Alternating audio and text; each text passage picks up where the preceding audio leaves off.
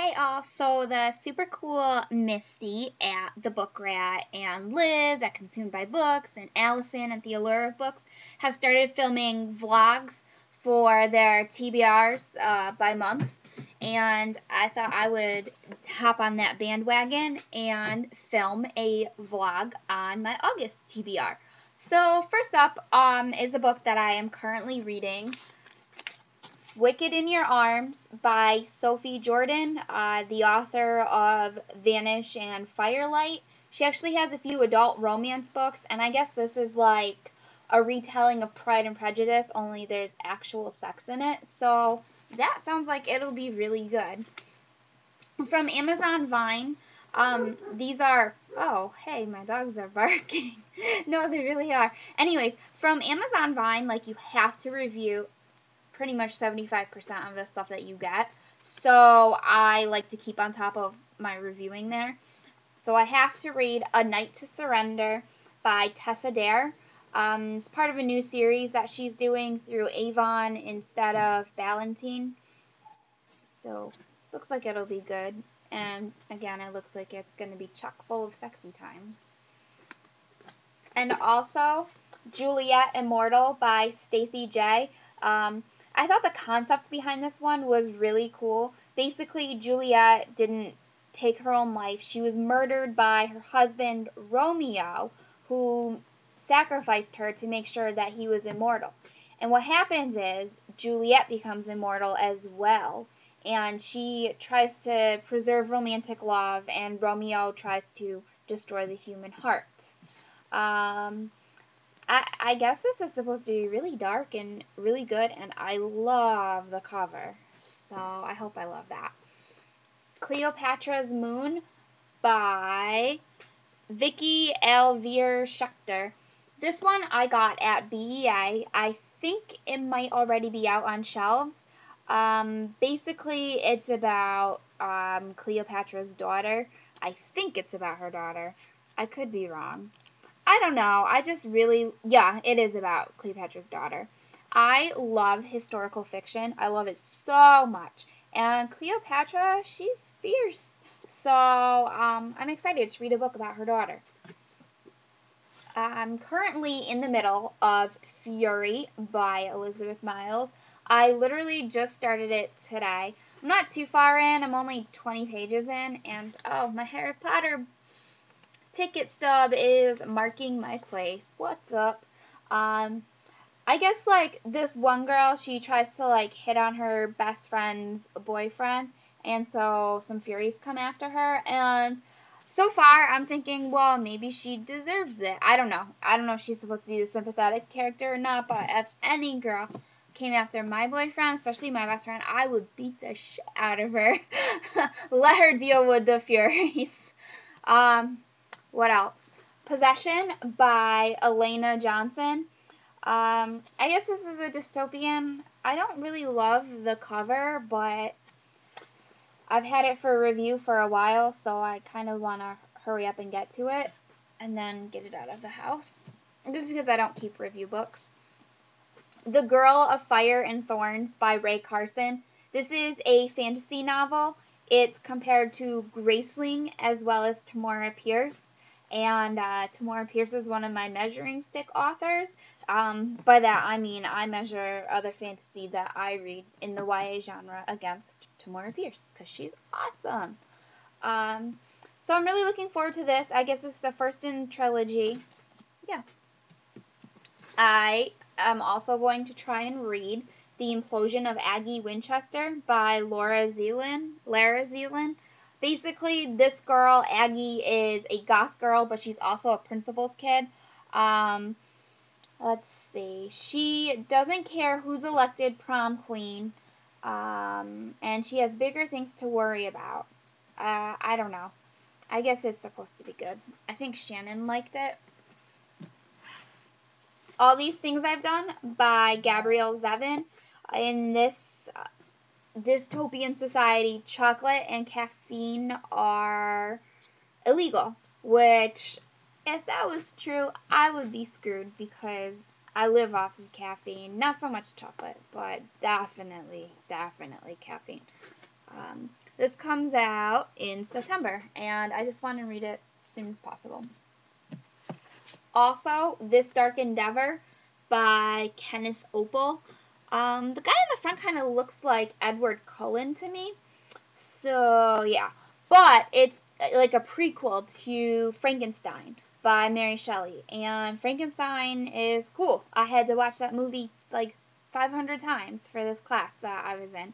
Because that was like our big study movie, and my teacher was like obsessed with it. Or professor. I don't know. He was weird. But yeah, I don't know. I'm excited. It's got a cute guy on the cover. Probably not full of the sexy times, but still exciting. And then from my more personal pile, I want to read Howell's Moving Castle by Diana Wynne Jones. And I also want to watch the film because it's by that guy who did Spirited Away. And I'm not going to try and pronounce it because I know I'll butcher it. But pretty much this girl, Sophie, lives in Market Chipping, blah, blah, blah. A witch of the waste pisses her off. Her younger sisters go out to get fortunes. She stays in her hat shop. So a witch turns her into an old lady, and now she has to get her own fortune, and she comes into a bargain with this wizard guy named Howell. I've only read one book by Diana Wynne Jones, and that was Stopping for a Spell, and it's just short stories and not her best book ever, but it was still good. So I imagine that this will be good.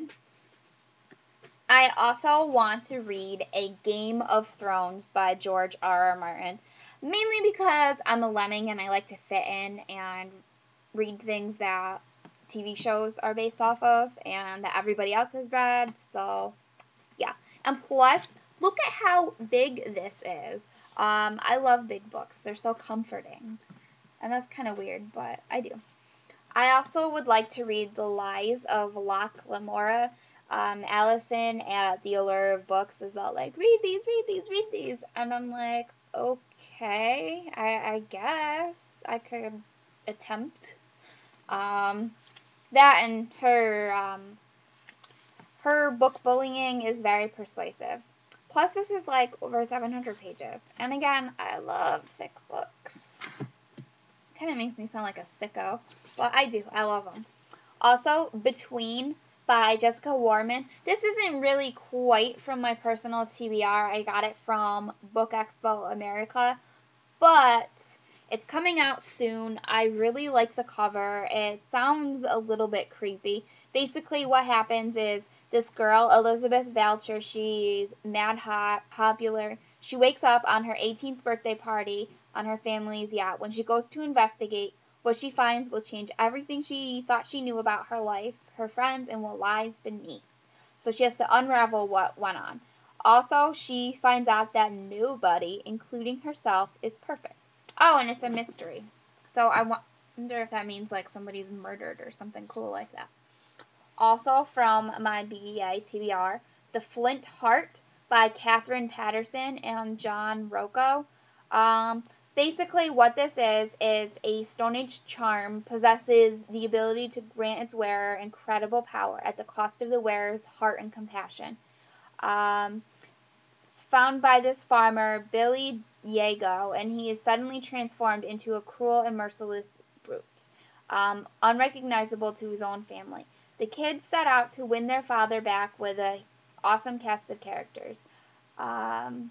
Yeah, this sounds really awesome. And it's like abridged from some 1910 story, and there's pictures, and oh my god, the print is huge. Okay, so I'll probably end up reading this in like 2 days, if that. Wow, you guys are probably like, what a nerd. She's like geeking out over big print. But print size makes a difference in how you read something. I also want to read Snowflower and the Secret Fan by Lisa C. I realize that by the time I get around to this, it probably won't be in movie theaters anymore. But I really liked the trailer to the movie, and I know that's probably the wrong reason to read a book, but it seems like it'll be good.